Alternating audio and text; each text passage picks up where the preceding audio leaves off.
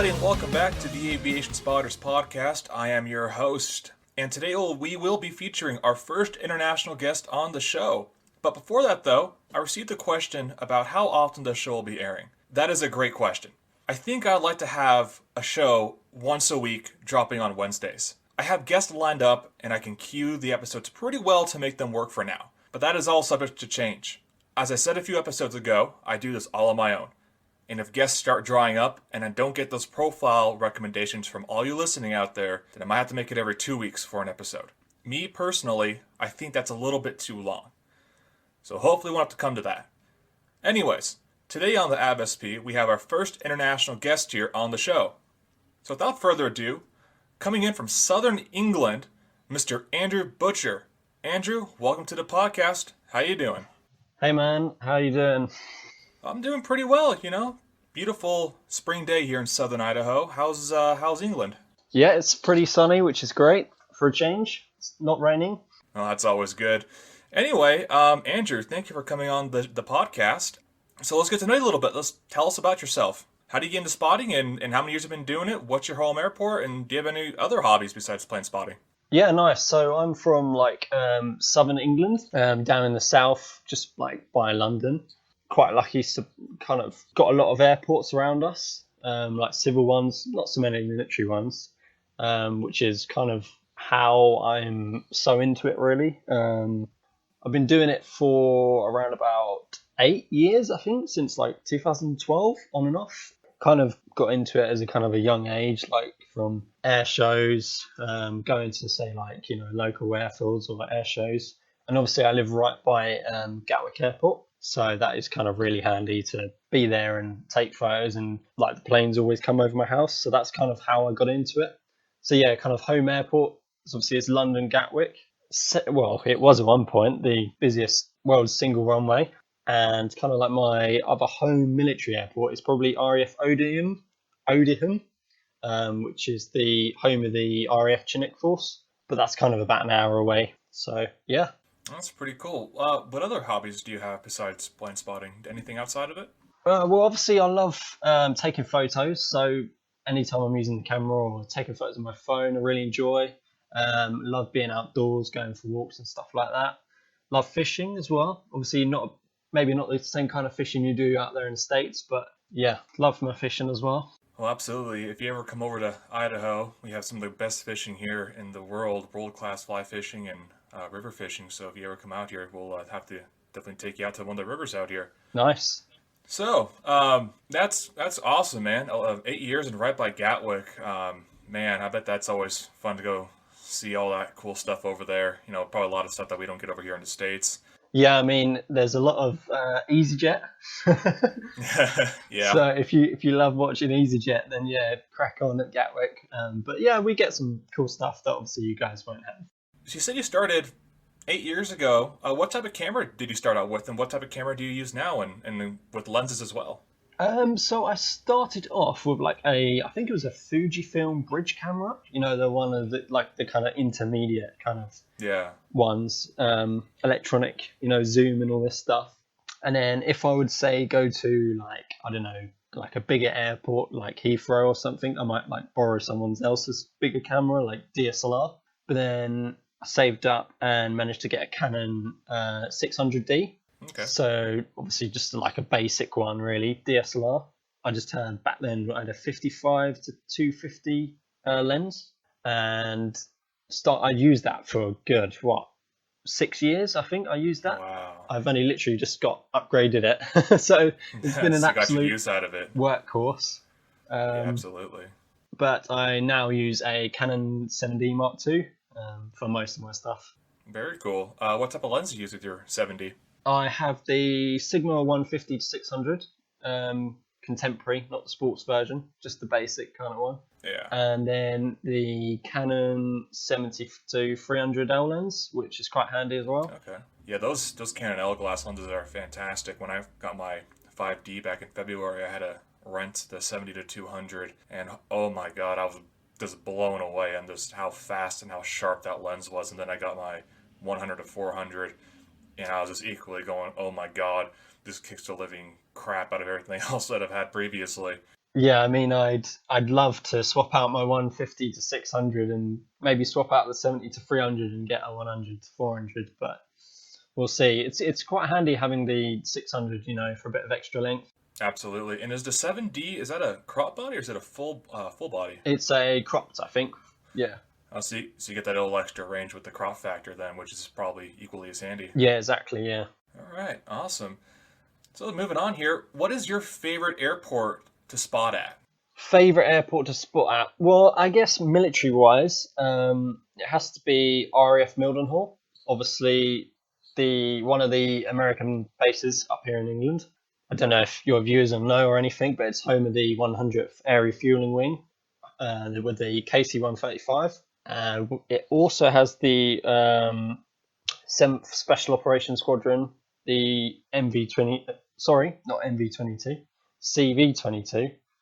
B Osprey based there, as well as the 67th Special Operations Squadron MC-130s. So it's got a real good kind of mixture of everything. Yeah. And it always crops up a good few visitors from, P8s or C-130s or something like that, which is really, really nice.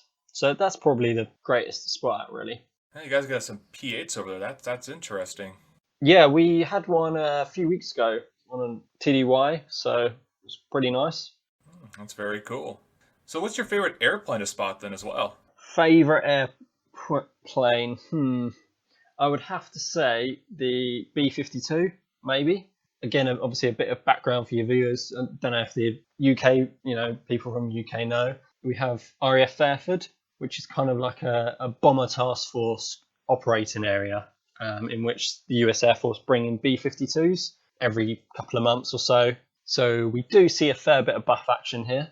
As well as that, though, we at RAF Fairford, we also have the U2s, which is probably pretty fun to spot as well, because obviously they're quite rare. So it's really nice to see them as well. No, I'm with you on the U2 during Aviation Nation last year. My buddy and I were out there for the Rivals Day. All of a sudden, my friend looks out and he sees a black object coming to distance. And he's going, dude, I think that's a U2. I'm going, no, it can't be. A U2 wasn't scheduled for the air show or even the Weapons School International that was going on at the time. And then he's like, dude, that's a U2. And I don't think I've freaked out any more spotting an airplane than that U2 that day. I have never seen a U2 in person, let alone in the air. And this wasn't a trainer version. This had the full pods and everything on it. And I just absolutely freaked out that I just saw U2 for the first time. Yeah, nice. We've got one at the moment in full mission kit, flying daily missions out of Fairford. So it's pretty awesome. Well, hopefully we can get some pictures of it. I think everybody would love to see that. Yeah, me too. I'm hoping they stick around for a little bit longer.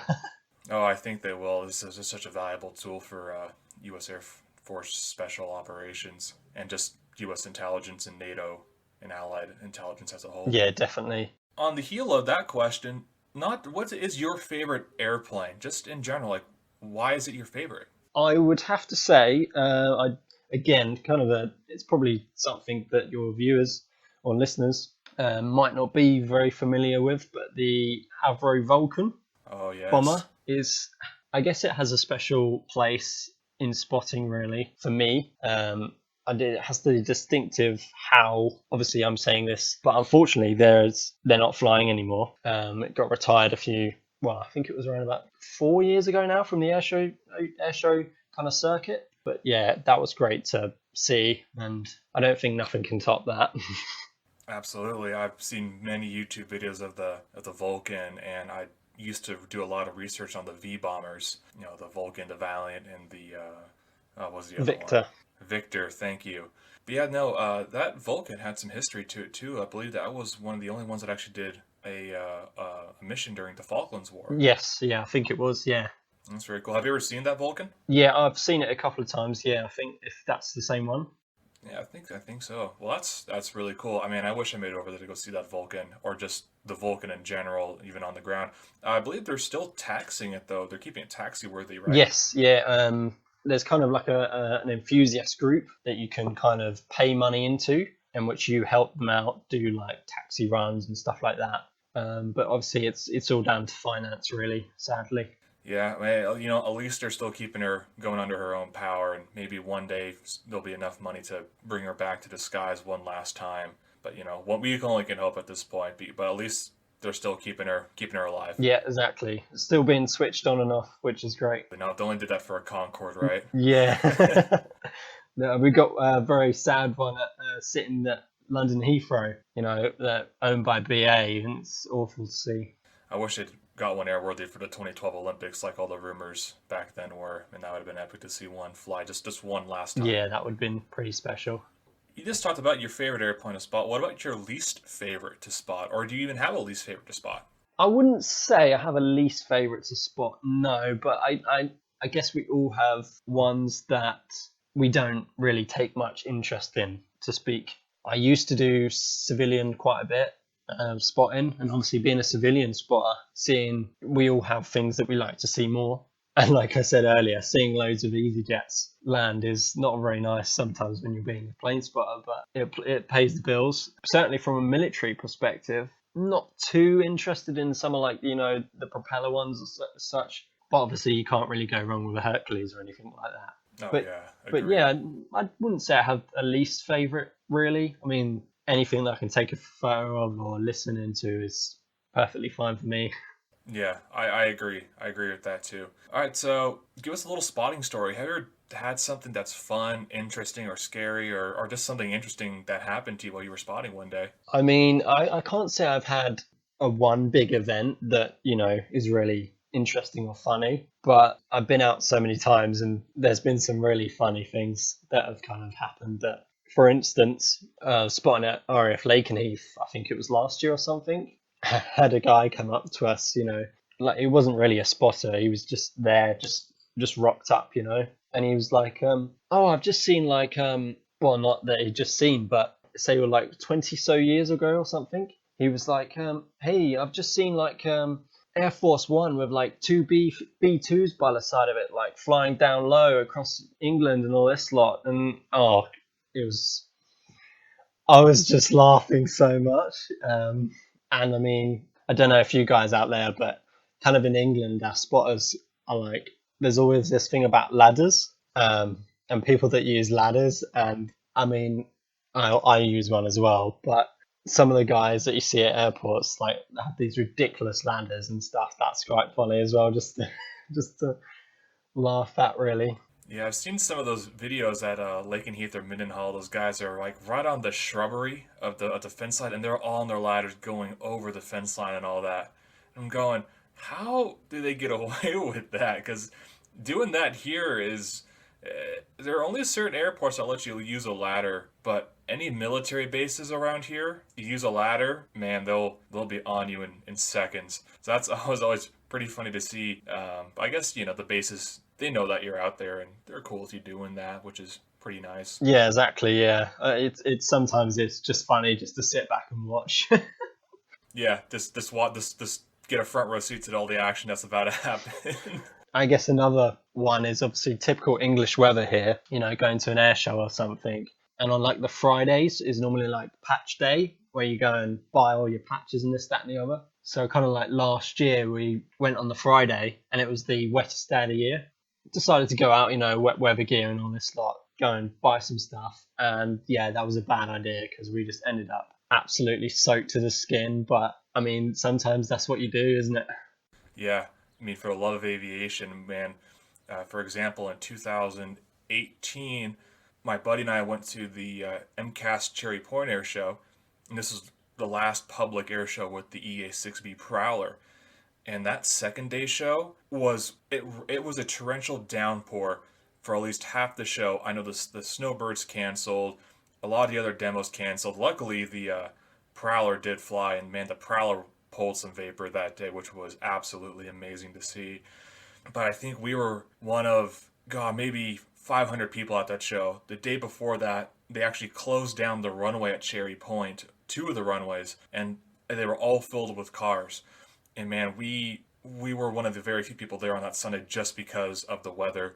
Man, I know exactly how you feel, but for the love of aviation, right, we'll do anything to be a part of Yeah, that. I mean, sometimes you just got to grin and bear it just to kind of just be out there, really, haven't you?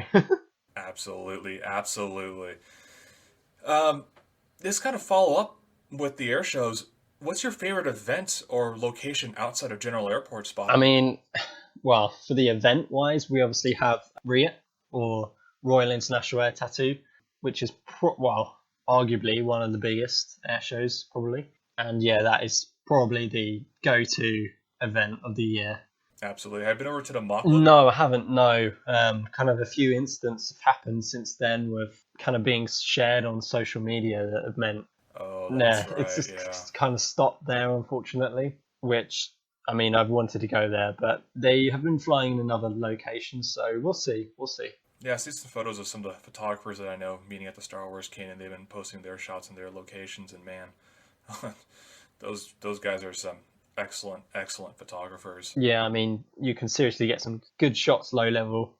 Especially with this all the lakes and stuff and all this the beautiful scenery that England and Wales and Scotland has to offer. I mean, you just can't pick a better background for that sort of stuff, especially all the vapor all the time too, because it's just the weather climate over there. Man, One one day, day, one day. one day I'll make it over there. Yeah, like one day I'll make it to Air Tattoo. That's one of my friends has been going. He went twice, and he's trying to been pushing me to go, and I haven't gone, and I should have gone last year because I've always wanted to see the Eastern aircraft, the Aleutians and the MiGs and the Sukhois, and it is like the place to go, and I need to get out there at least once before all of them are gone. So next Air Tattoo, I will hopefully Well, be next there. year it's the 50th anniversary, so Oh hoping it's wow! going to be bigger and better.